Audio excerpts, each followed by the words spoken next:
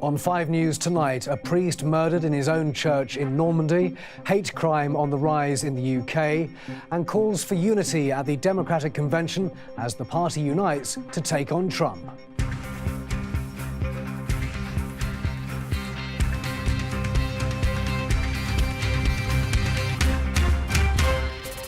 France is the victim of another barbaric attack after 2 men took hostages during a service. Father Jacques Hamel was 85. He had his throat slit. At least one other victim is critically ill. The Home Secretary launches a crackdown on hate crime after a 20% increase in incidents since the referendum. Discord among the Democrats as Clinton's critics refuse to back her. But the current First Lady rallies the convention. I wake up every morning in a house that was built by slaves. Also tonight, could you be charged interest on your bank account? As a major group warns it may have to start charging business accounts, we ask whether you might be asked to do the same. And Dolly would be proud how the world's most famous sheep has created a family of healthy clones. Welcome to 5 News Tonight. I'm Simon Viger. An elderly priest has been murdered by Islamist militants who stormed his church and took 5 people hostage in northern France. Father Jacques Hamel had been taking mass at the time. He was 85 years old. It's reported both attackers, who were shot dead by police, were known to the authorities. One was said to be wearing an electronic tag after being released from prison for terrorist offences. The attack happened in Normandy, in a suburb of the city of Rouen called Saint-Étienne-du-Rouvray. Catherine Jones has this report.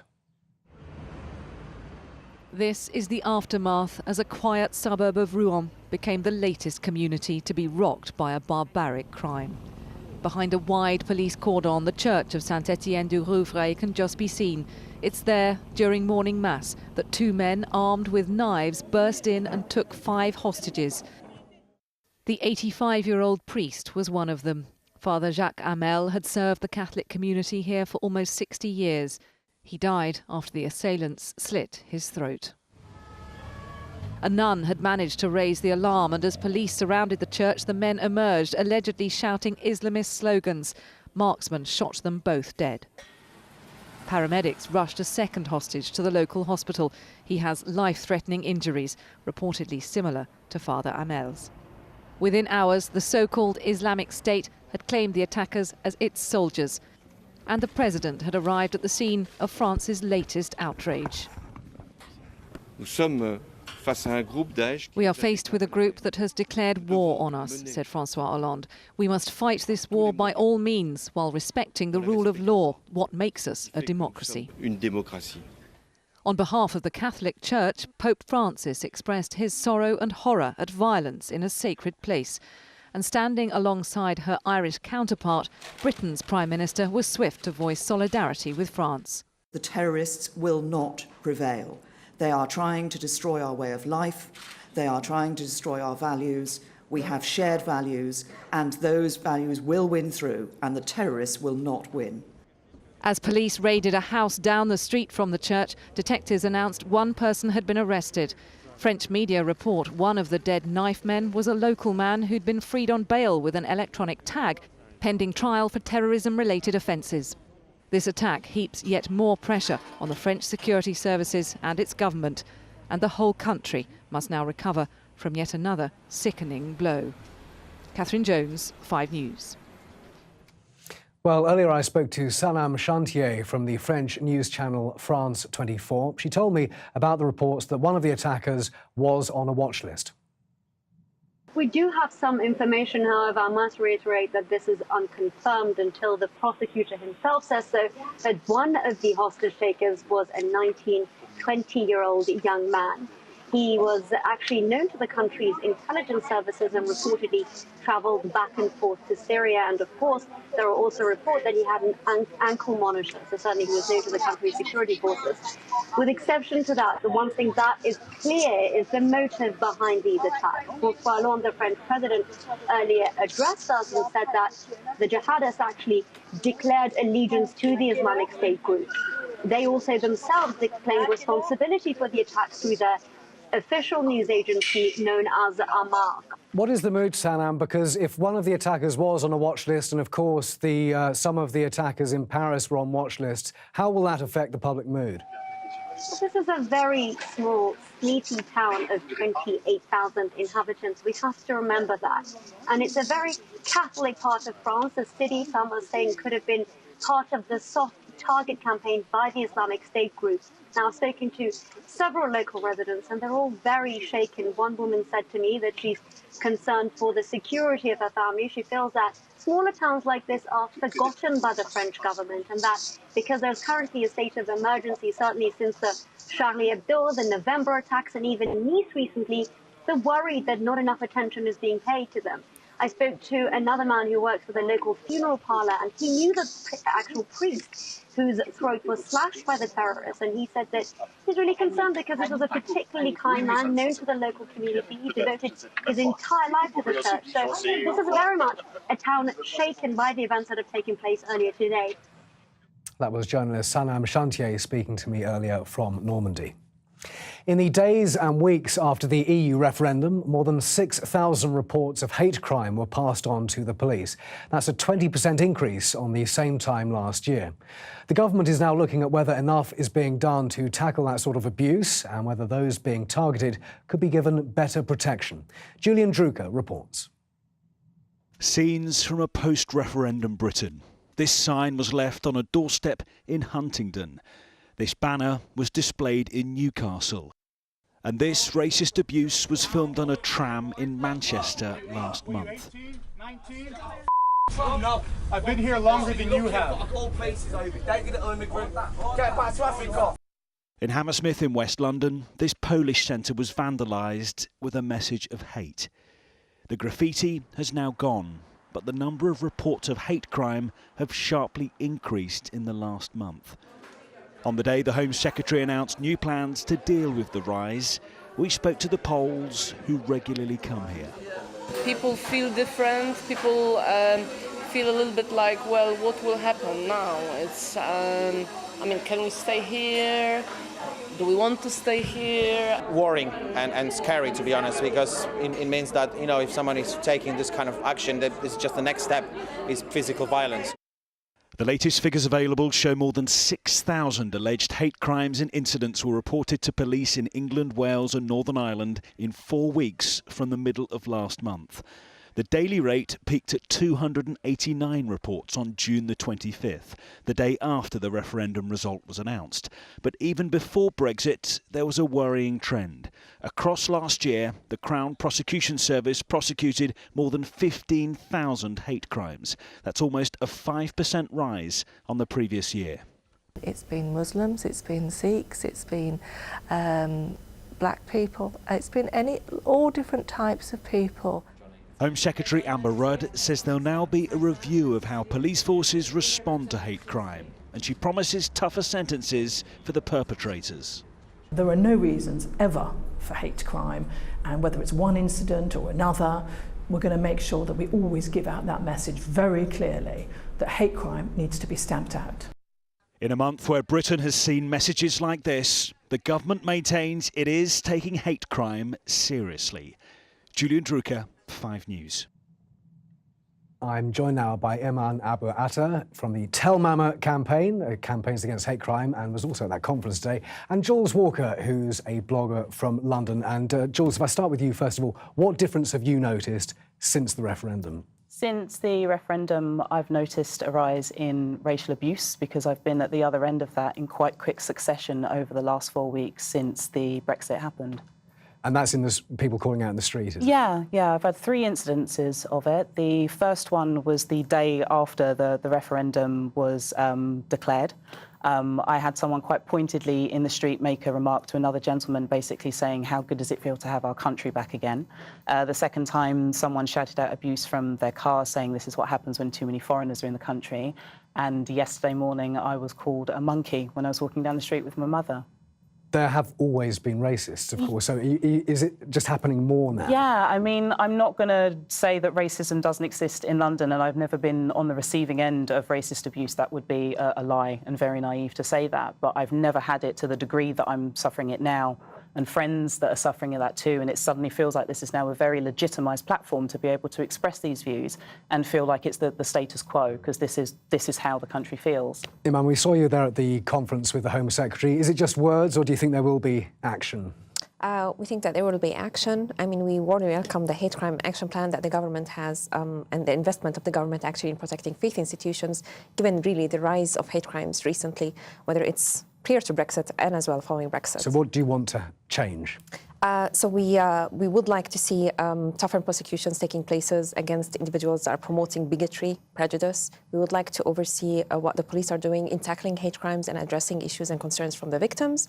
And we'd like to see changes in the legislations, but as well as some work to be done from the government perspective with social media companies, where online hate is just growing, where social media companies like Twitter are not taking some of the hate and bigotry that is promoted online, unless it's targeted threats that you see online, that's when it's taken down. What can the police actually do? Because what Jules is talking about there is just one person's word against another, isn't it? So what can the police do? What do you want them to do? I think we have third-party reporting services across the UK and across London that are actually working with communities, working with them to facilitate that safety that the victims would like to feel, that confidence that the victims would like to feel, that London is a safe place to come to. The police are taking actions and actually taking seriously hate crimes and not just saying, what would you like us to do? Jules, what do you think should change or could change? Well, for me, it's the fact that nobody should ever feel like that at all. It's, like I've had conversations with my mother about that. She came over to London in the early 60s. She's talking about it feels like it's reverting back to the days of seeing the signs where it was no black, no Irish, no dogs. And it's hurtful to feel like that this, as I said, it just feels like it's completely legitimised to be able to talk to people this way. Being silent feels like it's almost being implicit in that as well. If you have a voice or if you're scared, you should feel like you should be able to report this and that it should be taken seriously. Jules, Iman, thank you very much indeed for your time. Thank you. Police in Japan are questioning a man who's suspected of stabbing to death 19 residents at a centre for people with disabilities. The suspect was a former employee of the care home and killed people as they slept. Chloe Potter reports. An emergency call was made in the early hours of this morning from this building, a care home for the disabled. Inside, a member of staff said something horrible was happening. It was 2:30 a.m. and most of the residents were asleep in their beds. Police and paramedics rushed to the scene. 2 hours later, a man was arrested after turning himself in to this police station. He told them, "I did it. I want to get rid of the disabled from the world." 26-year-old Satoshi Umetsu worked at the care home until February this year. He was sectioned after threatening to kill disabled people. The local governor spoke to the press.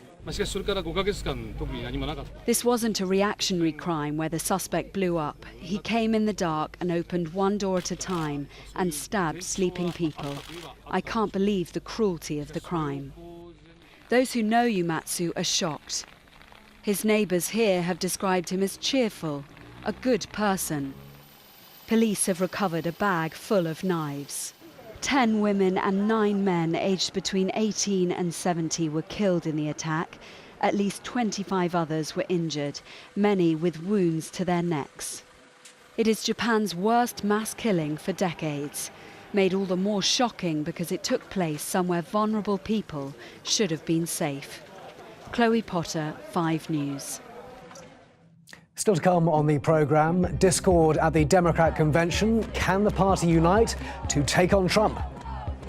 And meet Dolly's girls, how Britain's most famous sheep will be proud of her family of clones.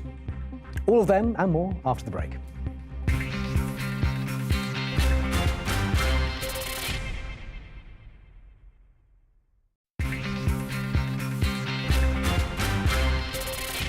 Welcome back. You're watching 5 News Tonight. Michelle Obama has given her wholehearted backing to Hillary Clinton to become the President of the United States, saying she was the one to look after America's children. But as Jessica Omri explains, the party is struggling to stay united in its fight to stop the Republican nominee, Donald Trump. Don't let anyone ever tell you that this country isn't great, that somehow we need to make it great again, because this right now is the greatest country on earth. It was a rousing endorsement by one powerful woman for another. I wake up every morning in a house that was built by slaves. And I watch my daughters playing with their dogs on the White House lawn. And because of Hillary Clinton, my daughters and all our sons and daughters now take for granted that a woman can be President of the United States. A brief moment of unity in what was a troubled night for the Democrats in Philadelphia. The party convention will be announcing Hillary Clinton as their presidential nominee. But in the audience, fans of her rival Bernie Sanders didn't hide their anger at speakers urging them to swing behind Hillary. Hillary with gusto. Some would rather see their party lose the presidency. Can I just say to the Bernie or bust people, you're being ridiculous. For those still feeling the burn, even the man himself couldn't quiet the crowd. Hillary Clinton will make an outstanding president, and I am proud to stand with her tonight. Protests inside were echoed outside. The fraud is not prosecuted. We have no democracy. It's my opinion we have to shut down the polls if necessary in November. We cannot allow the election to take place. I'm not going to accept that I have to vote for her. I consider her dishonest and corrupt. And I'm not going to be forced to vote for someone who I consider dishonest because of a boogeyman. Unity was the aim, but Hillary Clinton desperately needs to bridge her party's troubles to make it to the White House. Jessica Omri, 5 News. The convention in Philadelphia continues for the next few days, and we can talk now to Steve Mort, who's there. Steve, this is bizarre. The Bernie or bust people think he's still running. Yeah, that's exactly right. And certainly the Bernie or bust people are posing a major headache for Hillary Clinton's people here in this campaign, here at this convention. You know, they'd really hoped to show that the Democratic Party was united after the fiasco we saw in Cleveland at the Republican National Convention just last week. But that just hasn't panned out for them. In fact, every time Hillary Clinton's name is mentioned by whoever it is on stage, including Bernie Sanders himself, there are a chorus of boos and heckles that come from delegates and Bernie Sanders supporters. And it's going to be very difficult for Hillary Clinton to get through this week and come out with a united party. And essentially what the party's job is now is for Hillary Clinton to be able to get to the end of the week, to get to her speech on Thursday, and to be able to get through that without being booed. But you know, as you head in and out of the convention arena here in Philadelphia, you see those Bernie or bust supporters outside heckling the delegates as they head in and out. And, you know, if you listen to their message, it certainly seems like the Democratic Party is a long way away from being able to unify the two sides. So are they numerous enough to cost her the election when she's up against Trump? Well, that's certainly what they say. What they're saying, the Bernie Sanders supporters, is that a vote for Hillary Clinton is a vote for Trump, that their man is basically the only person that can beat Donald Trump. You know, the Hillary Clinton people would say that's ridiculous, that the polling in many of the key swing states, including here in Pennsylvania, in Ohio and in Florida, show Hillary Clinton with a lead. Of course, there isn't polling at the moment, Bernie Sanders v. Donald Trump, because Hillary Clinton is the presumptive nominee. It'll be very interesting tonight when the roll call of states is held. That's when Hillary Clinton will formally seal the Democratic nomination, to see how Bernie Sanders supporters come out in support then. OK, Steve, thanks very much. Steve Mort in Philadelphia there. We know that the super low interest rates we've had for the past few years have hit savings accounts, but now current accounts are under threat too. NatWest and the Royal Bank of Scotland have sent letters to 1.3 million business customers, warning that depending on future market conditions, they could start charging interest on credit balances. I'm joined now by William Hunter, the owner of a small business who received one of those letters, and Tim Wallace, who's a banking correspondent for the Daily Telegraph. William, what did you make of it when you saw that letter? It's concerned and disbelief, really, that your money could essentially shrink. The profit margin you work hard for could shrink in the bank account. With a negative interest rate. It seems somewhat unbelievable. And would you switch? Would you look for another one? Yes, without shadow of a doubt. There's no way that we could sustain a very tough business environment at the moment to see what we eventually take back to be decreased. So, well, Tim, this is all to do with interest rates possibly going even lower next week, and they're waiting on the Bank of England. Good evening. Yes, that's right. The Bank of England next Thursday will make its decision whether or not to cut interest rates. They've been at 0.5%, a record low for a very long time, and they might cut them to 0.25% at an unprecedented level. And that puts a strain on banks who have to make money somehow, and that might result in them charging negative interest rates to business customers or perhaps putting up their fees instead. Seems crazy, doesn't it? You have to pay them to take your money, but... it is surreal. Maybe put it under the mattress or something like that. But you would look for another account, would you? Yeah, we'll look for another account for a bank that will be more supportive, because it's not viable for us to look at profits being eroded with a negative interest rate. I just don't see how it can work. So the banks are now going to have to get super competitive, I suppose. Exactly. I would suggest, if you're going to start shopping around, looking at some of the smaller banks, the challenger banks, because all of the big banks face the same sorts of pressures. So if one of them cuts interest rates to below zero, then you can expect maybe one or two of the others, or even all of the other big ones do, and you don't want to move from RBS to another bank only to find they do the same thing. So if you look at some of the smaller banks, they're trying to grow, they want your money in their deposits so they can lend it on to new customers, and so they're prepared to work hopefully a little bit harder for you, rather than the big banks who have loads of cash. They don't necessarily need your money, so they're prepared to cut rates. Do you sense, William, that they're maybe using it as an excuse? There is a feeling that they're trying to lose the small businesses because it is such a negative way to move. My concern is that should the interest rate be decreased, which is something which is being believed might happen in August, then they will use the terms and conditions change to instigate a negative interest rate. So, yeah, we won't make a massive rush, but we will certainly look to move. We'll speak to you next week, see what happens next week. Thanks Thanks very much to William and to Tim. Thank you. Now, do you remember Dolly the sheep? The world-famous clone born in a whirl of wool and wonder 20 years ago. Well, she's back, sort of. Scientists have bred a whole flock of sheep from the same genetic material as Dolly to help keep their pioneering research going. The identical sisters have all just turned 9 years old and are going strong, as Peter Lane reports. Counting sheep, 4 of them, Debbie, Diana, Denise and Daisy, all clones of the world-famous Dolly, all older than she ever made it to. Apart from signs of arthritis, they're in good health. So the scientific world is watching them closely. We have 4 very healthy aged sheep showing no adverse effects as far as we can tell of the cloning process. They have mild osteoarthritis in several joints. One of the sheep has a little bit more severe osteoarthritis, but I don't think it's going to be any different from any group of sheep in any commercial farm, and I think that's a really important thing.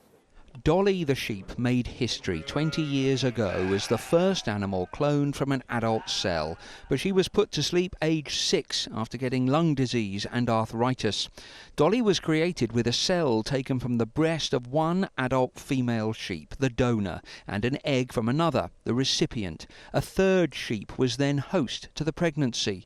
Years later, cells kept on ice from that same original donor were placed inside 4 new recipient eggs and 4 new hosts who gave birth to Dolly's clones. So these sheep have just turned 9 years old. They have outlived Dolly, and in human terms, they're already well into their 70s. This is the most detailed study yet of the long-term health of clones. Human cloning itself may be banned, but the team here believe their work with the 4 new Dollys could enhance stem cell research for human health. It encourages people that are working in the field of creating stem cells. It indicates that we can actually produce or reprogram some of these cells to be perfectly normal, and that they'll be useful for use in treating age-related diseases in humans. The technology is still evolving and far from perfect. Other cloned sheep born here have died younger than these, but Debbie, Diana, Denise and Daisy prove how far we've come since Dolly. Peter Lane, 5 News. From pioneers of the lab to pioneers of the sky, a solar plane powered by nothing but sunlight has touched down after flying 24,500 miles around the globe without using a drop of fuel. It's never been done before, but what could it mean for the future of flight? Minnie Stevenson has been finding out.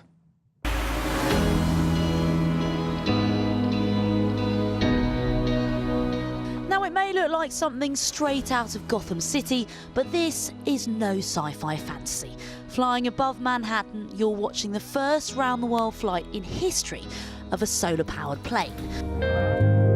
Spanning 4 continents, 3 seas, 2 oceans, and even passing the pyramids of Cairo before landing last night in Abu Dhabi.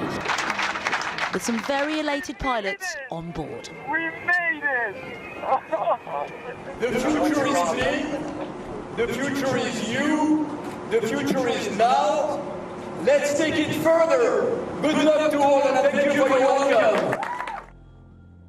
Since its takeoff in March last year, Solar Impulse 2 has made 16 stops across the world without using a drop of fuel. But we had to ask their mission control in Monaco today whether relying entirely on solar power made them at all nervous. I mean, you can run out of fuel on a regular airplane, but you certainly can't run out of sunshine if you plan correctly. So it definitely involved a lot of planning. Certain flights were very challenging, crossing the Pacific.